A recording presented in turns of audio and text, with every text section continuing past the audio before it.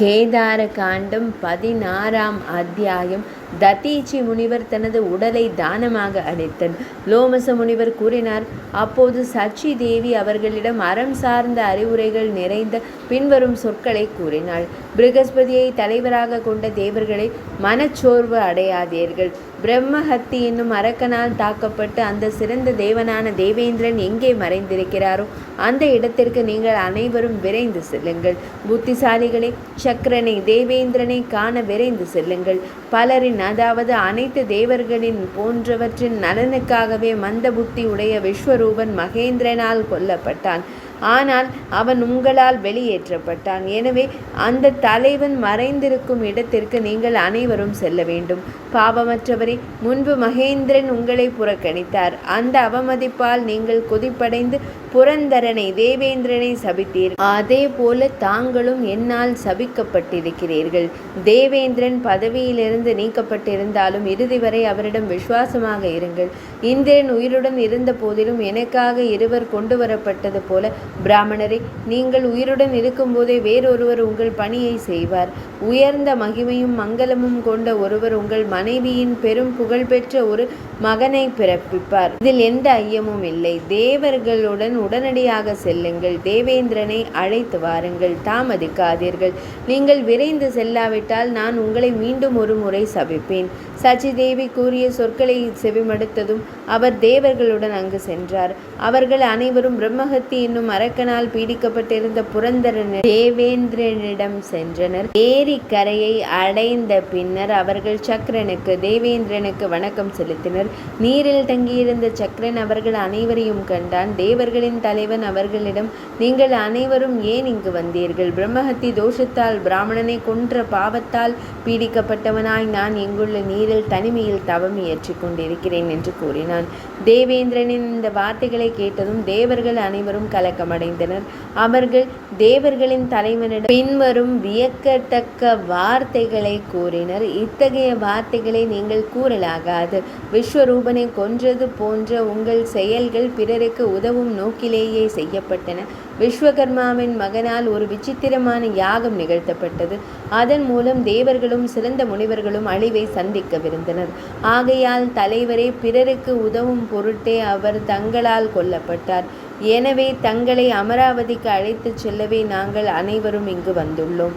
தேவர்கள் இந்த காரியத்தை குறித்து உரையாடி கொண்டிருந்த பொழுது பிரம்மஹத்தி தோஷத்தின் உருவம், அசுர வடிவம் அவசரமாக நான் தேவேந்திரனை பற்றி கொள்கிறேன் என்று கூறியது.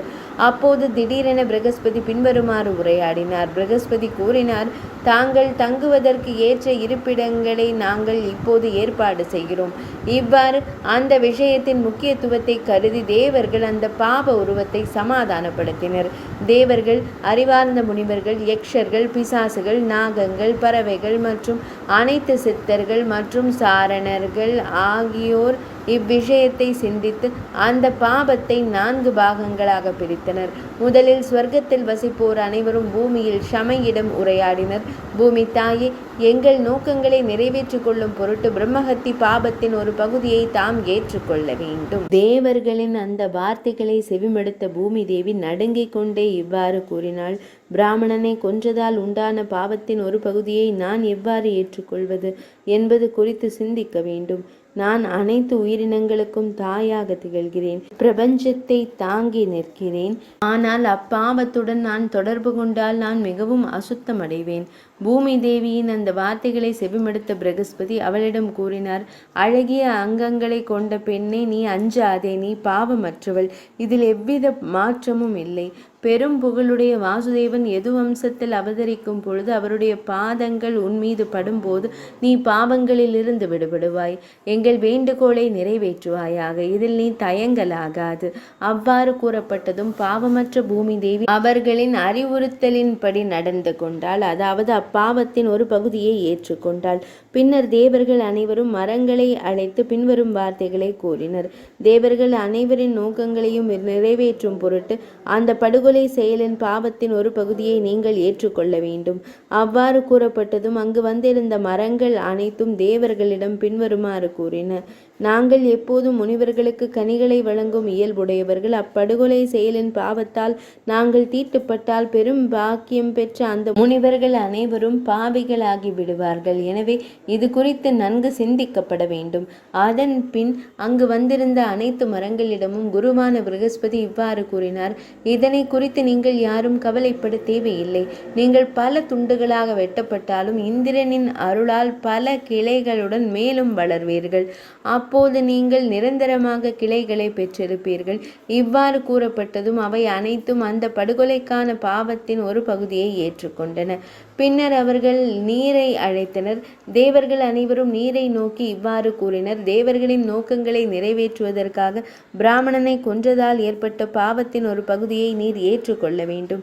அப்போது அனைத்து நீர்நிலைகளும் ஒன்று கூடி அந்த புரோகிதரிடம் பிரகஸ்பதியிடம் கூறின: பாவங்களால் சூழப்பட்ட உயிரினங்கள் அனைத்தும் எங்களை நீராடுவதன் மூலமோ சுத்தம் செய்வதன் மூலமோ அல்லது அருந்துவதன் மூலமோ தொடர்பு கொண்டு தங்களை ஆக்கியுள்ள பாவங்களையும் தீமைகளையும் போக்கி தூய்மைப்படுத்திக் கொள்கின்றன. அவர்களின் வார்த்தைகளை செவிமடுத்த பிரகஸ்பதி கூறினார்: நீரே கடப்பதற்கு கடினமாக இருந்தாலும் இந்த பாவத்தை கண்டு அஞ்ச வேண்டாம். நீர் அசையும் மற்றும் அசையாத அனைத்து உயிரினங்களையும் தூய்மைப்படுத்தட்டும்.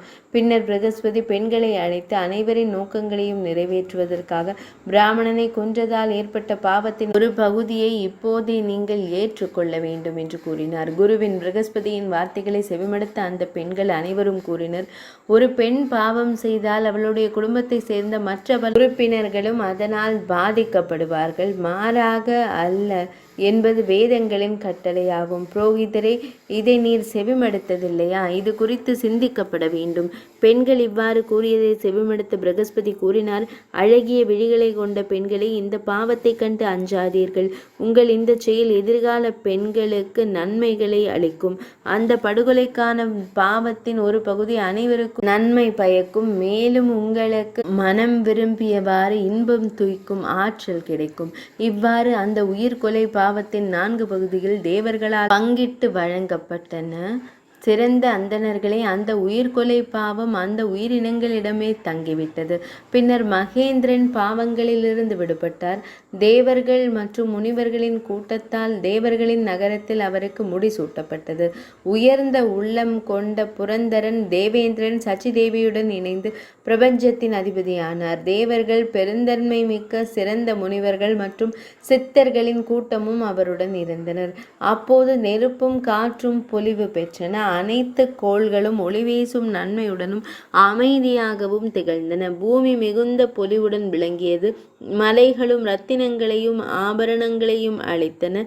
கற்றறிந்தவர்களின் மனங்கள் மகிழ்ச்சி அடைந்தன. ஆறுகளில் அமிர்தம் போன்ற நீர் ஓடியது. மரங்கள் எப்போதும் கனிகளை தந்தன. பயிரிடப்படாமலேயே கோள்களும் தானியங்களும் மருத்துவ மூலிகைகளும் வளர்ந்து முதிர்ச்சி அடைந்தன. அவை சுவையிலும் பலனிலும் அமிர்தத்திற்கு இணையானவையாக இருந்தன. தேவேந்திரனின் உலகத்தில் வசித்த அனைவரும் மிகுந்த உற்சாகத்துடனும் பேரானந்தத்துடனும் இருந்தனர். லோமச முனிவர் கூறினார்: இதற்கிடையில் தேவேந்திரனுக்கான கொண்டாட்டங்களை கண்ட துவஷ்டா மிகுந்த கோபமடைந்தார். மேலும் தனது இறந்த மகனை எண்ணி துயருற்றார். மிகுந்த மனச்சோர்வுடன் அவர் கடுமையான தவம் செய்வதற்காக காட்டிற்கு சென்றார். உலகங்களின் பாட்டனாரான பிரம்மதேவர் அந்த தவத்தை கண்டு மகிழ்ந்தார். மகிழ்ச்சியடைந்த அவர் துவஷ்டாவை நோக்கி: நற்செயல் புரியும் துவஷ்டாவே, உனக்கு வேண்டிய வரத்தை தேர்ந்தெடுப்பாயாக என்று கூறினார். அதன் பின்னர் அனைத்து உலகங்களுக்கும் அச்சத்தை விளைவிக்கும் ஒரு வரத்தை துவஷ்டா தேர்ந்தெடுத்தார். தேவர்களை அச்சுறுத்தும் ஒரு மகன் எனக்கு வரமாக அளிக்கப்பட வேண்டும். அப்படியே ஆகட்டும் என்று உரைத்து பிரம்மதேவர் அந்த வரத்தை அளித்தார். வரமளிக்கப்பட்ட உடனேயே அங்கு ஒரு நபர் தோன்றினார். அவர் விருத்திரன் என்ற பெயருடைய ஒரு அற்புதமான தைத்தியர், அசுரராவார். அந்த அசுரன் அவர் நாள்தோறும் 100 தனுசு, ஒரு தனுசு சுமார் 2 மீட்டர் அளவு உயரத்திலும் பருமனிலும் வளர்ந்து வந்தன. திருப்பார்கடலை கடைந்த போது தேவர்களால் கொல்லப்பட்டு பின்னர் பிருகு முனிவரால் விரைவாக உயிர்ப்பிக்கப்பட்ட அந்த தைத்தியர்கள் பாதாள உலகிலிருந்து வெளியே வந்தனர். அந்த பெருமாற்றல் கொண்ட அசுரன் பூமியை முழுவதுமாக ஆக்கிரமித்தான். அப்போது துன்புறுத்தப்பட்டு காயமடைந்த முனிவர்களும் தபசியர்களும் தங்களுக்கு நேர்ந்த அந்த பெரும் பேரிடர் குறித்து பிரம்மதேவரிடம் விரைந்து சென்று முறையிட்டனர். தேவேந்திரன், பிற தேவர்கள், கந்தர்வர்கள் மற்றும் மருத்துக்களின் கூட்டத்தினரும் அனைவரும் அவ்வாறே செய்தனர். துவிஷ்டா செய்ய திட்டமிட்டிருந்த அனைத்தையும் பிரம்மதேவர் எடுத்துரைத்தார். கடுமையான தவத்தை செய்வதன் மூலம் மிகுந்த தேஜஸ் ஒளி கொண்டவனும் அனைத்து தைத்தியர்களுக்கும் தலைவனுமான பிருத்ரன் என்ற அசுரனை உங்களை அழிப்பதற்காகவே படைக்கப்பட்டுள்ளார். இருப்பினும் இந்த தைத்தியனை கொல்வதற்கான முயற்சிகளை மேற்கொள்ளலாம். பிரம்மதேவர் கூறிய வார்த்தைகளை செவிமடுத்ததும் வாசவன், தேவேந்திரன் உள்ளிட்ட தேவர்கள் பின்வருமாறு கூறினர். இந்திரன் பிரம்மஹத்தி தோஷத்திலிருந்து பிராமணனை கொன்ற பாவத்திலிருந்து விடுபட்டு சொர்க்கத்தில் நிலைநிறுத்தப்பட்ட போது வாசவனான தேவேந்திரன் உள்ளிட்ட அனைத்து தேவர்களும் பின்வருமாறு கூறினர். தேவேந்திரன் பிரம்மஹத்தி தோஷத்திலிருந்து பிராமணனை கொன்ற பாவத்திலிருந்து விடுபட்டு சொர்க்கத்தில் நிலைநிறுத்தப்பட்ட போது நாங்கள் செய்யக்கூடாத மற்றும் அரிதாகவே செய்யக்கூடிய ஒரு நிகழ்வை, ஒரு செயலை செய்துவிட்டோம்.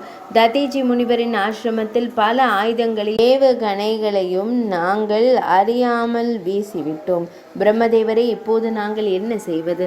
அந்த வார்த்தைகளை செவிமடுத்த பிரம்மதேவர் தேவர்களை கண்டு புன்னகைத்து கொண்டே கூறினார். அவை நீண்ட காலமாக அங்கேயே இருக்கின்றன. தேவர்களே, அவற்றை விசாரித்துவிட்டு திரும்புங்கள்.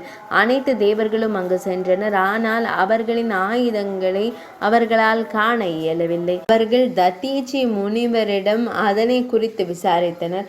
அதற்கு அவர் எனக்கு தெரியாது என்று பதில் உரைத்தார். அவர்கள் மீண்டும் பிரம்மதேவரிடம் சென்று அந்த முனிவர் கூறியதை அவரிடம் தெரிவித்தனர். அப்போது பிரம்மதேவர் தேவர்களிடம், உங்கள் அனைவரின் நோக்கங்களையும் நிறைவேற்றி கொள்ள அவரிடம் அவருடைய எலும்புகளை கேளுங்கள். அவர் சந்தேகத்திற்கிடமின்றி அவற்றை வழங்குவார் என்று கூறினார். பிரம்மதேவரின் வார்த்தைகளை செவிமடுத்த சக்கரனான தேவேந்திரன் இவ்வாறு கூறினான். இறைவா, தேவர்களின் நோக்கத்தை நிறைவேற்றுவதற்காகவே விஸ்வரூபன் கொல்லப்பட்டான். ஆனால் தேவர்களால் நான் மட்டும் பெரும் பாவியாக கருதப்பட்டேன். பிரம்மதேவரே, மேலும் அதே கணத்தில் என் குருவால் நான் நிஸ்ரீகனாக, புகழ் மற்றும் பொலிவிழந்தவனாக ஆசைப்பட்டேன். இப்போது நான் என் அரண்மனைக்கு திரும்பியது என் நல்வினை பயனே ஆகும். ததீச்சி முனிவரை கொன்று அவருடைய எலும்புகளை பெற்று அவற்றை கொண்டு ஆயுதங்களை செய்தாலும் கூட அந்த எலும்பு ஆயுதங்கள் அசுபமானவையாகவே இருக்கும். இறைவா, நான் எப்போதும் பாவம் குறித்த அச்சத்திலேயே இருக்கிறேன். துவஷ்டாவால் உருவாக்கப்பட்ட பிருத்ரன் என்ற அந்த அசுரர்களின் தலைவனை நான் எப்போது மீண்டும் காண இயலும்?